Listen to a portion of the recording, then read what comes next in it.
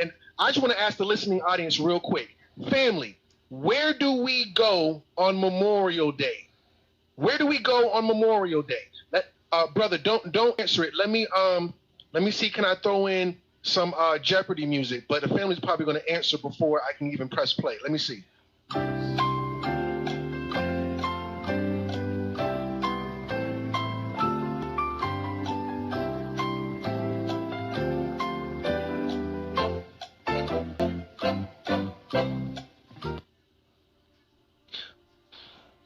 Okay, so just as I predicted, before we could even get to the 30-second mark, the family already knew.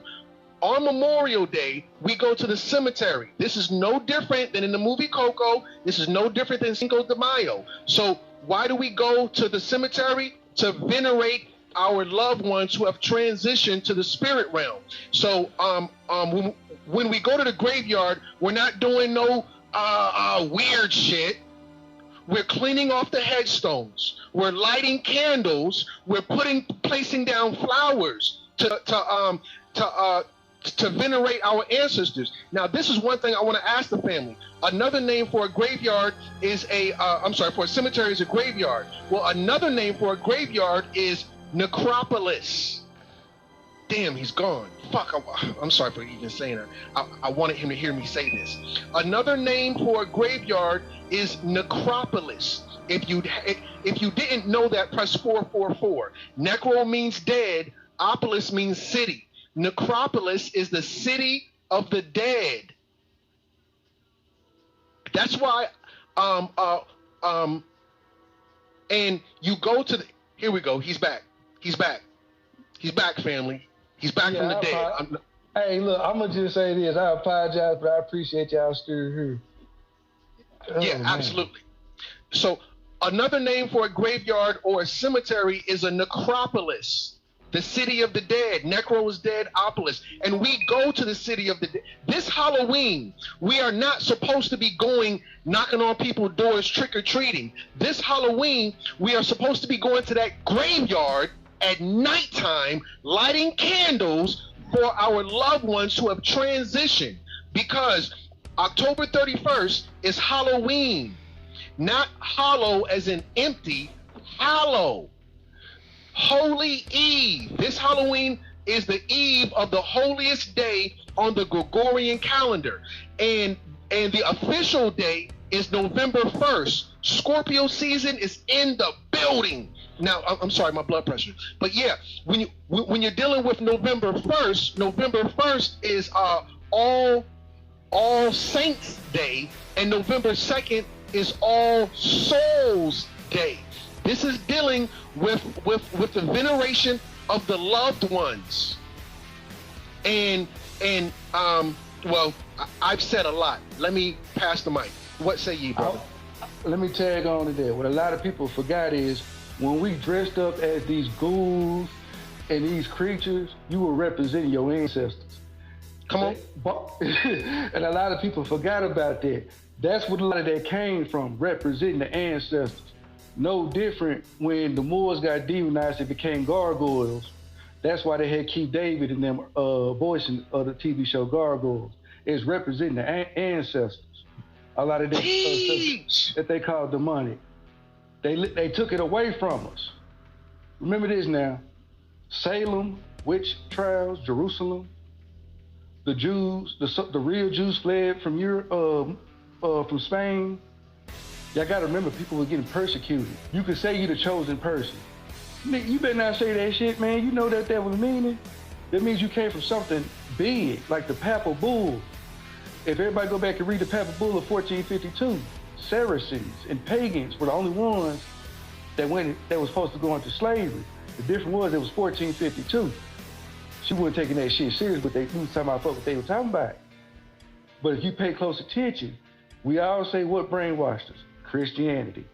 A lot, the two of the main groups we say we came from, they've been pushing their efforts. Hebrews been pushing what they said. Those that cling to Islam push what they say. If you all look at it, they took away their ancestral magic and labeled us and turned it into a demonizing thing, Negro. That's why you try to say black is death. If y'all go look into the occult right now, Yes, black means death, but guess what third come behind it? Power, stealth. It's more to it than that. They blew it out. They blot out. You're not gonna find it in the light. So when you bring to the light side, you might hear black as a negative thing. Well, the reason why, you wouldn't even be saying that if it wasn't for the Canaanites and the Moabites. They said black and white don't exist because of magic, not because of no skin or anything. They messed it up. The Judo-Christians came in with all that and start making this morality thing. This black or this white. This means death. This means pure. None of that shit exists. It was later day. It was all just there to get you to conform to what the oppression. Look, they got to make you submit. If they couldn't make you submit, we wouldn't even be where we are now. We wouldn't be talking about, you wouldn't be trying to free the people you say that's tied into this and that. That ain't right. You got to use common sense. Don't never let them take your common sense away. You know war. I say this before, we done lost so many times to know how to win. It just even want to put the effort in or not, if you want to do the work or not. It's all about it. You got to just start reading more. Don't stop saying, oh, that's white people stuff right there. Man, no, it's not. A lot of this stuff came from us. The Greeks called us Necros because we could talk to our ancestors. It was a spiritual thing. They didn't understand it. Oh, you said they came from caves. So they're not gonna understand it if you sitting here, we doing all this with our ancestors.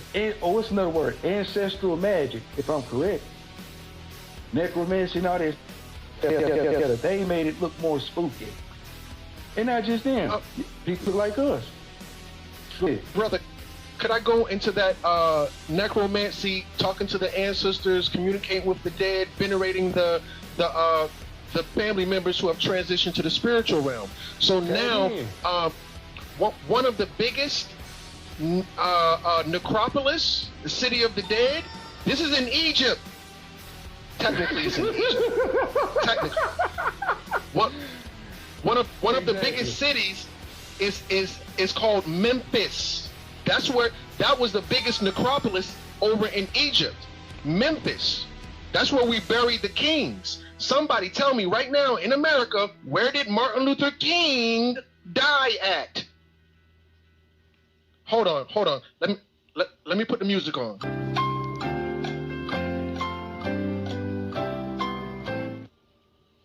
All right. The family's answering too quickly. Martin Luther King died in Memphis because this is our biggest necropolis over in Egypt was in Memphis. Now, if you go to Memphis, Tennessee, right now, there is a huge pyramid that was built by the Bass Pro Shop. When I drove through Memphis, I saw a big ass, I was like, what the hell is this big pyramid doing here? And it was the most European store in America, Bass Pro Shop. Why the hell does Bass Pro Shop got a pyramid in Memphis, Tennessee right now? But even if you go to Bobby Hemmett told you the ancestors were, this is Africa. This is Egypt over here. The Nile is Memphis. I'm sorry, excuse me. The Nile is the Mississippi River. Y'all trying to talk about Africa? No disrespect to Africa, but we banging over here on that same energy. What are y'all talking about? But yeah, I yield the floor. Hold on. Let me tell you that. If y'all notice this, Batman, Morbius are all forms of the Camazotz. Camazotz ain't no damn Africa. That's in South America. So if you do the math on that, you ain't got to look over though when it comes to the bad guy of the underworld. Because we talk about the underworld and necropolis too. That's also considered the dead. Set was a friend to the dead.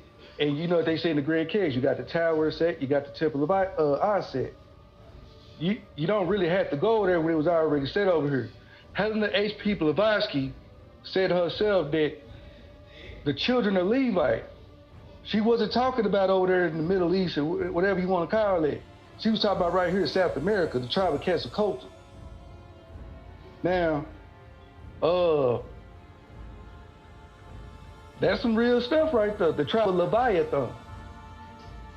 So that's another thing a lot of people got to think about. Sometimes you got to always look over there. Another word we used over here, the Wetiko, if we was talking werewolves, skinwalkers.